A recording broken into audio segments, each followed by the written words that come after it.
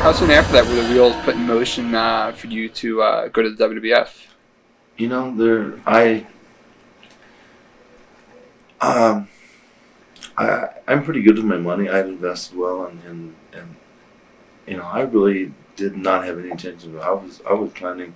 I was building a shopping center, which over here you pass it on your way into town. Okay. Which I just sold, and I was planning on going back over to Japan, and at that particular point in time, I don't believe the policy was set yet that I was talking with Inoki, and I know Baba was interested, so I didn't really want to get back into another situation, you know, where you've got, you know, superstars and all the politics, Hogan's and Shawn Michaels, you know, and all this. I wanted to just simplify my life and go make a little money and build the shopping center, and we got a gas station out front, you know, and do some things of that nature and create some other income. Yeah. You know, spec some homes. I wanted to do stuff like that with the money that I'd saved and then go to Japan to pay the nut. I didn't really want to get back into it, and Vince had called me. Right before you went to Vince, you did what you talked about a little bit earlier, the '96 Dome match with Inoki, which was incredible. The one from January 4th. That's right, you're going to give me a copy. Absolutely. Yes. Definitely. That and the Muta one. Okay, yes. That's handheld. Those two. Those are the two I don't have. Definitely. Well, the Inoki one was incredible. And, you know, you talked a little bit about before, it was odd because I think, and I could be wrong, you were the last foreigner to be put in a main event position that wasn't with WCW at the time that WCW was doing the New Japan thing. Now, was there any heat from Titan for doing that, or? No, because that was scheduled before I spoke with it. Oh, okay. In other words, when Vince called, I said, "Look, I have a match to do with Inoki, and I have surgery to do, and you have to be aware of these things." You know. Yeah. From the 95 Beach Bash with Hogan. Right. They say Vader turns it on a little bit more when he's in Japan. He turns it up just that other notch. I would say that they might be correct if they're talking about the last 3 years of my career. Yes, the last 3 years is what I'm referring to. Yes, so I would say that that's true. I turned it up a notch because I'm allowed to, and I know we're going to get into this, and I'd like to say for the record, you know, Vince McMahon, you know, I've heard a lot of stories, and I'm sure you have, and all this stuff. But Vince McMahon is to me, has represented himself to me as not only a smart man, but an extremely creative man. And a gentleman, treated me and my family with courtesy. He treated me as a gentleman. He never treated me with disrespect.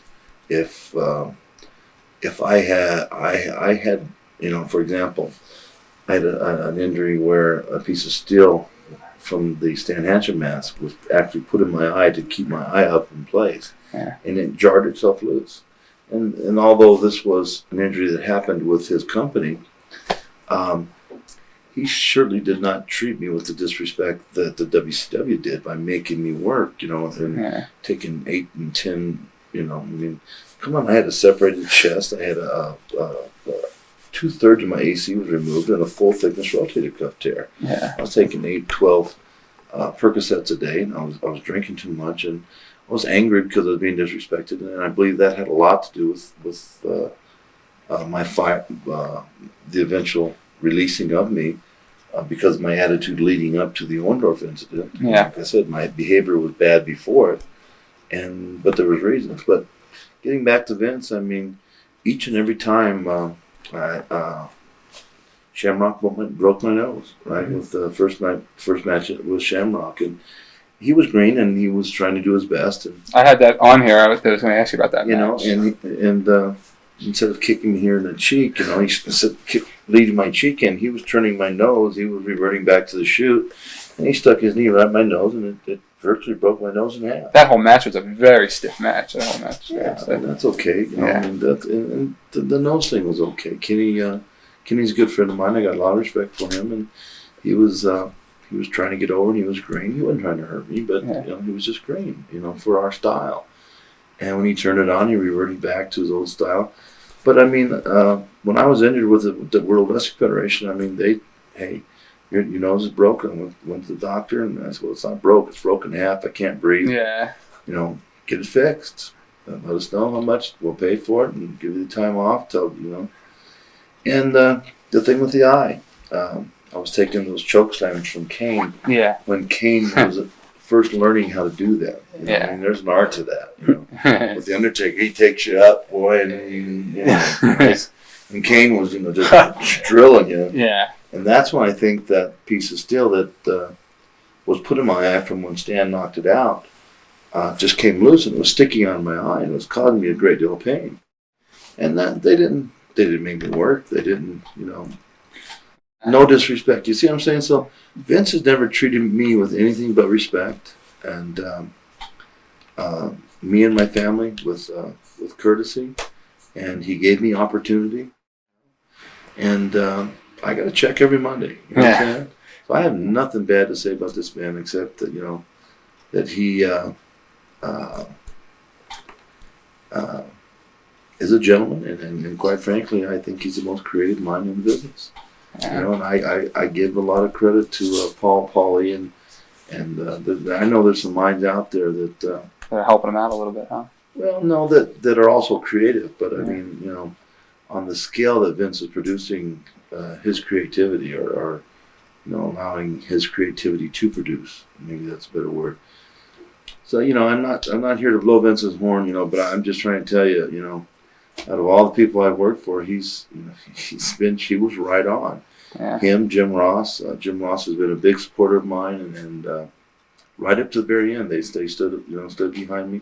When I asked for my release, they were surprised, and they asked me why, and I said, you know, quite frankly, I just think I'm getting around to answering your question. Okay.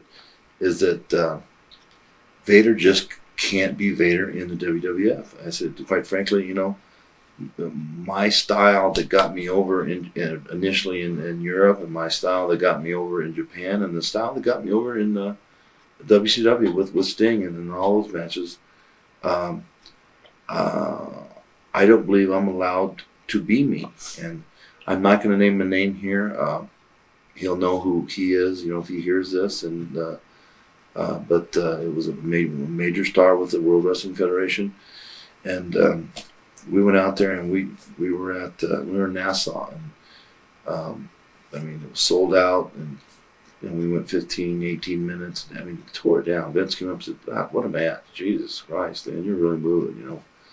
And that superstar walked in and said, "Listen, you know, you may be king shit wherever you've been before, but this is WWF, and I've been here for X amount of years, and if you're ever that stiff with me in the ring again, I'll put a dime in this penny. I'll put a dime in the jukebox, and you'll be gone the next day." And wow, that happened on more than one occasion. With the same guy? No, with then another individual, because they just simply weren't going to take my style. Yeah. And I'm not pointing a finger at Vince. I'm not pointing a finger at Jim Ross. I'm just saying that, Vader's style didn't blend in. And so for the last 3 years, I'm allowed to. When I went over there with Stan and Johnny Ace and Kobashi, I mean, that was a great match too. Probably the best match I've had since I've been at WWF. Certainly, that match was better than any match I've had at the World Wrestling Federation. Yeah. Yeah. Because I felt I had the opportunity to be me. Yeah. And I'm not talking about hitting someone in the face, Ken. I'm talking about being me and letting my style flow rather than having to hold back.